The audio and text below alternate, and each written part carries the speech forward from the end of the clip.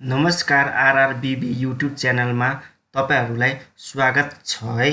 हामीले MsWord मा विभिन्न कामहरु गर्नुपर्ने हुन्छ। यसरी कामलाई छिटो र छरितो गर्नका साथै टाइमको सेभिङ गर्नका लागि हामीले सर्टकट कीहरुको प्रयोग गर्नुपर्ने हुन्छ। यस भिडियोमा मैले यिनै सर्टकट कीहरुको बारेमा A to Z सम्म जानकारी दिन गइरहेको छु। सर्वप्रथम म यहाँ MsWord ओपन गर्न गइरहेको छु है। तपाईहरुले यहाँ देख्न सक्नुहुन्छ मैले A देखिको Z सम्म चाहिँ सर्टकट कीहरु चाहिँ टाइप गरेर चाहिँ राखेको छु। सुरुमा म अब A को CTRL A को भने के हो भन्दा सिलेक्ट अल हो। फर एक्जाम्पल कन्ट्रोल A गर्छु है। फर एक्जाम्पल तपाई हेर्न सक्नुहुन्छ RRBB open bracket close bracket. जस्तै मलाई यसलाई सिलेक्ट गर्नु पर्यो भने मैले के गर्न सक्छु भने CTRL A गरेपछि के हुन्छ यो पुरै प्याराग्राफ चाहिँ सिलेक्ट हुन्छ। त्यसैले अर्को नम्बर छ CTRL B। CTRL B भने के हो भन्दा बोल्ड हो। जस्तै फर एक्जाम्पल CTRL B गरेपछि के हुन्छ यो अघिको भन्दा के भयो अलिक मोटो हो बोल्ड हो। त्यसैगरी अब अर्को नम्बर छ CTRL C। CTRL C भने के भन्दा कपी हो।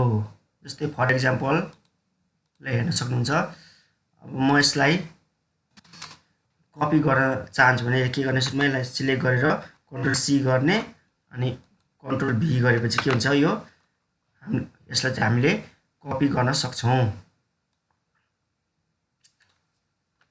त्यसैगरी अर्को नम्बर छ CTRL+D। यसको अर्थ डिफल्ट फन्ट साइज। यसमा चाहिँ हामीले कुनै पनि प्याराग्राफको फन्ट साइज कलरहरु चाहिँ हामी के गर्न सक्छौं चेन्ज गर्न सक्छौं। फर एक्जाम्पल म यहाँ दिन गइरहेको छु। जस्तैमा हेर्न सक्नुहुन्छ म CTRL+D प्रेस गर्छु। अब यसरी प्रेस गरेपछि अब आवश्यक अब यसलाई सुरुमा यसलाई सिलेक्ट गर्छु है। CTRL A गरेर CTRL+D म यसलाई अब फर एक्जाम्पल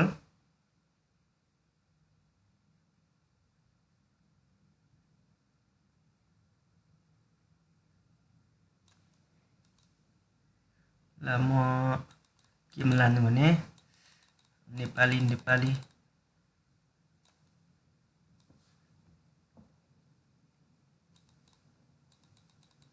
प्रिटी फन्टमा लान्छु प्रिटी फन्ट। त्यसैले अब म यसलाई अलि इटालिक बनाउँछु र यसको साइज म अलिकति फन्ट साइज चाहिँ म 20 राख्दिन्छु भने अब हेर्न सक्नुहुन्छ तपाईले चाहिँ इटालिक मा चाहिँ यसको फन्ट कस्तो छ फन्ट र फन्ट साइज पनि के भएको छ चेन्ज भएको छ। त्यसैगरी म यसलाई फेरि पहिलेकै अवस्थामा लान सक्छु फेरि CTRL D गर्ने अनि CTRL D गरेर B+ गरेर रेगुलर गर्छु र यसको फन्ट साइज पनि घटाउँछु। अब ओके गरेपछि यो के हुन्छ पहिलेकै अवस्थामा चाहिँ यो के हुन्छ आउँछ। त्यसैगरी अर्को नम्बर छ CTRL E। CTRL E भनेको सेन्टर हो। फर एक्जाम्पल यहाँ हेर्न सक्नुहुन्छ CTRL E गरेपछि यो के हुन्छ बीच भागमा चाहिँ यो के हुन्छ आउँछ है। त्यसैगरी अब CTRL F। CTRL F भनेको फाइन्ड हो। फर एक्जाम्पल तपाईलाई म यसको एक्जाम्पल दिन गए जस्तोमा यहाँ देख्न सक्नुहुन्छ CTRL+F गर्छु। अब F गरिसकेपछि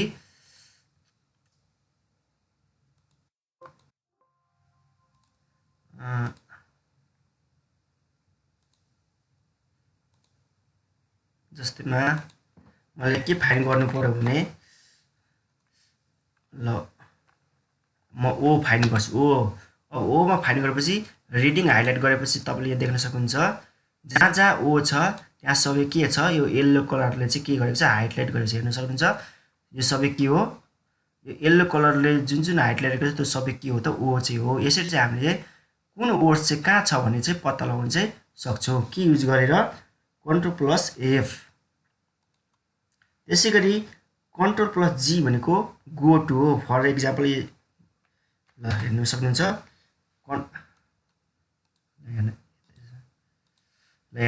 CTRL+G भनेको गो टु। फर एक्जाम्पल म यहाँ दिन गइरहेको छु।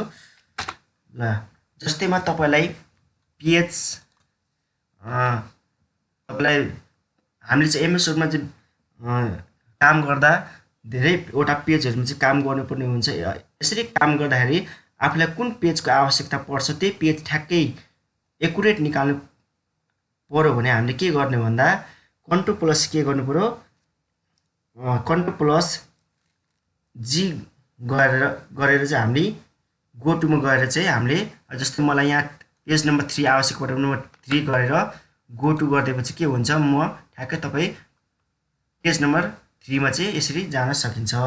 यसको मतलब कन्ट्रोल प्लस जी ले चाहिँ के काम गर्छ भने आफूलाई जुन पेजमा जान मन छ अथवा जुन पेजको आवश्यक पर्छ त्यो पेज चाहिँ हामीले निकाल्न सक्छौं।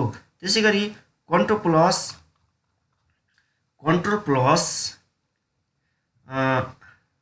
एच भनेको के हो, रिप्लेस हो। फर एक्जाम्पल यसको म दिन गरिरहेको छु, कन्ट्रोल प्लस एच हेर्नु हैन, हेर्न सक्नुहुन्छ। जस्तैमा म यहाँ लेख्छु ल,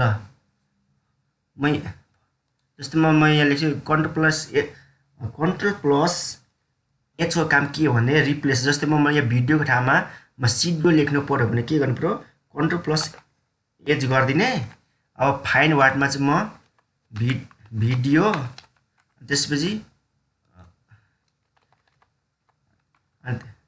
रिप्लेस विथमा चाहिँ म सिडियो लेख्छु, सिडियो लेख्यो भने अब त्यो भिडियोको ठाउँमा के हुन्छ त, यहाँ तपाई देख्न सक्नुहुन्छ जहाँ भिडियो छ त्यहाँ के हुन्छ, सिडियो हुन्छ। यहाँ हेर्न सक्नुहुन्छ सिडियो यस्तो चाहिँ तपाई चाहिँ यसरी चाहिँ चेन्ज गर्न सक्नुहुन्छ। अब त्यसैगरी अब अर्को वर्ड छ control plus I. Control plus I भनेको इटालिक हो। फर एक्जाम्पल यहाँ दिन गरिरहेको छु, मान्नु कन्ट्रोल ए। अब यसलाई म इटालिक गर्नु छ भने कन्ट्रोल प्लस आई गरेपछि के हुन्छ, यो सबै अलिक थर्के हुन्छ है, यसलाई भन्छ इटालिक। अब कन्ट्रोल प्लस जे भनेको जस्टिफाई हो। जस्टिफाई भनेको के हो भने यसको नि एक्जाम्पल म दिन गरिरहेको छु। जस्तैमा तपाई हेर्न सक्नुहुन्छ यो अन्तिमको सबै लाइन के छ त बराबर छ छैन, कुनै पछाडी छ कुनै अगाडि छ, कुनै पछाडी छ कुनै अगाडि छ। अब यस अवस्थामा चाहिँ हामीले कन्ट्रोल प्लस जे गरेपछि चाहिँ के हुन्छ, सबै यो लाइन चाहिँ के हुन्छ, एकुरेट हुन्छ भने जस्तै फर हेर्नु कन्ट्रोल जे गरेपछि हेर्न सक्नुहुन्छ सबै के छ, लाइन चाहिँ के छ, सिधा छ हो। यसरी चाहिँ हामीले कन्ट्रोल प्लस जे को युज गरेर चाहिँ हामी एउटै लाइनमा चाहिँ यसरी लेख्न सकिन्छ। अब त्यसैगरी कन्ट्रोल प्लस के भनेको हाइपरलिङ्क हो। फर एक्जाम्पल म यसको दिन गरे जस्तैमा तपाईलाई माई डकुमेन्ट हाइपरलिङ्क भनेको तपाईले कुनै पनि लिङ्कहरु अथवा सर्च गर्नु पर्यो भने तपाईले हाइपरलिङ्कको युज गरेर चाहिँ तपाईले चाहिँ सर्च गर्न सक्नुहुन्छ। जस्तै म माई डकुमेन्ट गरेर म कुनै लिङ्क चाहिँ यहाँ म राख्न चाहन्छु भने के गर्ने, यसलाई म सिलेक्ट गर्छु, त्यसपछि कन्ट्रोल प्लस के गर्ने, के प्रेस गरेपछि के हुन्छ, कन्ट्रोल प्लस के गरेपछि जस्तै म यहाँ ल यही ट्याग्स राखिदिन्छु अनि गरेपछि यहाँ तपाई चाहिँ यसरी चाहिँ एउटा हाइपरलिङ्क बनाउन चाहिँ सक्नुहुन्छ। अब यसरी कन्ट्रोल र माउस क्लिक गरेपछि चाहिँ हामी यसरी चाहिँ यो लिङ्कमा चाहिँ हामी सर्च गर्न चाहिँ सक्छौं है। त्यसैगरी अब अर्को नम्बर छ control plus A left alignment. जस्तैमा फर एक्जाम्पल जस्तैमा यो राइट साइडमा छ भने अब मैले यसलाई लेफ्टमा लानु पर्यो भने के गर्ने, कन्ट्रोल प्लस एल गरेपछि के हुन्छ, यो लेफ्ट साइडमा चाहिँ आउँछ। त्यसैगरी कन्ट्रोल प्लस एम भनेको ह्याङ्गिङ इन्डिडेन्ट हो। जस्तै फर एक्जाम्पल हेर्नु कन्ट्रोल प्लस एम गरेपछि के हुन्छ, यो एक स्टेप चाहिँ के हुन्छ, राइटतिर चाहिँ जान्छ। यसलाई हामी ट्याब पनि भन्छौँ। ट्याब दाब्नु र कन्ट्रोल एम दाब्नु के हो, एउटै हो। कन्ट्रोल एम गरे पनि त्यही हुन्छ, ट्याब गरे पनि त्यही हुन्छ है। त्यसैले अब कन्ट्रोल प्लस एन भनेको न्यू डकुमेन्ट। यदि तपाईलाई अब नयाँ डकुमेन्ट ओपन गर्नु पर्यो भने तपाईले के गर्नु पर्यो, कन्ट्रोल एन गर्दिएपछि तपाई चाहिँ नयाँ डकुमेन्टमा यसरी जान सक्नुहुन्छ। त्यसैगरी अर्को छ कन्ट्रोल प्लस ओ भनेको ओपन अदर डकुमेन्ट। यदि तपाईलाई विभिन्न डकुमेन्टहरु ओपन गर्नु मन लाग्यो भने अथवा आवश्यक पर्यो भने तपाईले के गर्न सक्नुहुन्छ, कन्ट्रोल प्लस ओ प्रेस गरेपछि चाहिँ तपाई चाहिँ त्यो डकुमेन्टमा जान सक्नुहुन्छ। मैले कन्ट्रोल प्लस ओ गर्दै यसरी हामी चाहिँ यसरी डकुमेन्टमा जान सकिन्छ र आवश्यक परे अनुसार चाहिँ तपाईले डकुमेन्ट ओपन गर्न सक्नुहुन्छ। जस्तै मलाई यहाँ के आवश्यक पर्यो भने ल सेकेन्ड टर्म एडमिट कार्ड मलाई ओपन गर्नु पर्यो भने मैले के गरेँ CTRL+O प्रेस गरेर चाहिँ यसरी ओपन यसरी डकुमेन्टमा पुग्यो र यसरी अब सेकेन्ड टर्म गरेपछि चाहिँ म के गर्छु भने आफूले सेकेन्ड टर्मको चाहिँ यसरी एडमिट कार्ड चाहिँ निकाल्न सकिन्छ है। त्यसैगरी अब अर्को नम्बर छ CTRL+P। CTRL+P भनेको प्रिन्ट गर्नुपर्ने हो। जस्तै म CTRL-P गरेँ, यसरी CTRL-P गरेपछि चाहिँ अहिले आवश्यक परे अनुसार चाहिँ हामी प्रिन्ट गर्न चाहिँ सक्छौँ। यसरी प्रिन्ट मौके गरेपछि के हुन्छ यो प्रिन्ट चाहिँ हुन्छ है। त्यसैगरी अब अर्को नम्बर छ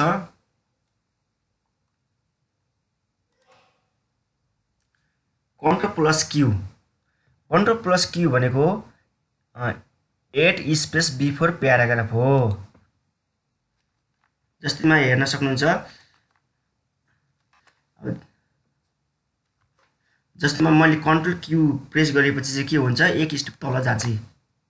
यसको कामै एक स्टेप चाहिँ के हुन्छ तल चाहिँ जान्छ। अब CTRL+सेभ भने के हो कुनै पनि डकुमेन्टलाई चाहिँ हामी सेभ गर्न सक्छौँ। जस्तैमा CTRL+S गरेपछि अब यसरी अब आवश्यक अनुसार सेभ गर्न चाहिँ कुन फाइलमा राख्ने हो भनेर अब मैले डेस्कटपमा गरेपछि डेस्कटपमा चाहिँ यसरी फाइल नेम लेखेर चाहिँ हामी सेभ गर्न चाहिँ सक्छौँ। यसरी सेभ गरिदिएपछि के हुन्छ यो सेभ हुन्छ।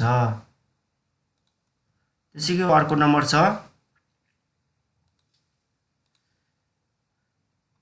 CTRL+T भनेको लेफ्ट इन्डिटेन्ट हो। यो भनेको के हुन्छ लेफ्टतिर चाहिँ CTRL-T गरेपछि के हुन्छ यो लेफ्ट साइडतिर चाहिँ जान्छ। जस्तै यहाँ हेर्न सक्नुहुन्छ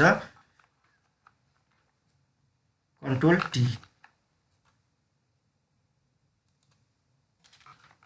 यसरी टी गरेपछि के हुन्छ लेफ्टतिर चाहिँ जान्छ है। अब त्यसपछि अर्को CTRL+U भनेको के हो अन्डरलाइन हो। जस्तैमा म यहाँ CTRL-U गरेपछि के हुन्छ अन्डरलाइन हुन्छ। यसरी चाहिँ हामी के गर्न सक्छौँ अन्डरलाइन गर्न सकिन्छ। अब CTRL+V भनेको पेस्ट हो। अब कुनै पनि डकुमेन्ट भयो कुनै पनि वर्ड्सलाई चाहिँ हामीले कपी गरेर त्यसलाई पेस्ट गर्नु पर्यो भने के हुन्छ पेस्ट CTRL+V चाहिँ प्रेस गर्नु। जस्तै म यसलाई CTRL-C गरेर अब CTRL-V गरेपछि के हुन्छ यो पेस्ट हुन्छ। यसरी चाहिँ हामी पेस्ट गर्न सक्छौँ कपी पेस्ट गर्न सक्छौँ।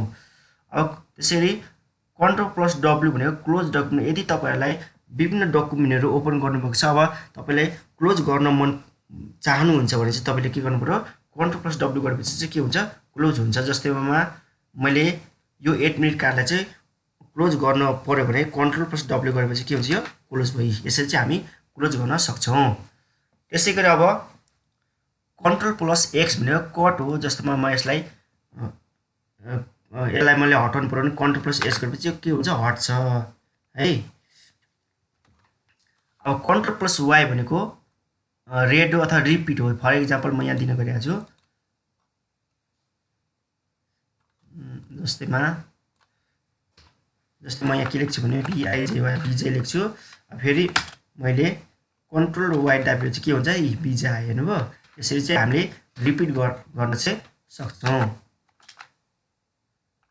त्यसैगरी अब लास्टमा छ CTRL+Z हेर्न सक्नुहुन्छ। CTRL+Z भनेको अन्डु हो। जस्तै यो रिपिटलाई नै हटाउनु पर्यो भने चाहिँ हामीले के गर्नु पर्यो CTRL+U गर्नुपर्छ। जस्तै हेर्न सक्नुहुन्छ CTRL-U